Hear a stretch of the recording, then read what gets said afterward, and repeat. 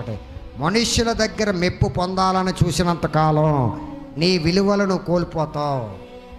మనుష్యుల దగ్గర మెప్పు పొందాలని ఎప్పుడైతే నువ్వు ఆశపడుతున్నావో, ఆ కోరిక ఎప్పుడైతే నీలో ఉందో, విలువ తప్పిన వ్యక్తిగా మారిపోతావు. నువ్వు నీలో ఉన్నటువంటి నిబద్ధతను కోల్పోతావు, నిజాయితీని కోల్పోతావు, నమ్మకత్వాన్ని కోల్పోతావు, ఆ భక్తిని కోల్పోతావు, యథార్థతను కోల్పోతావు, నీతి న్యాయాలను కోల్పోతావు. ఎప్పుడంటే మనుష్యుల దగ్గర మెప్పు పొందాలని చూసినప్పుడు.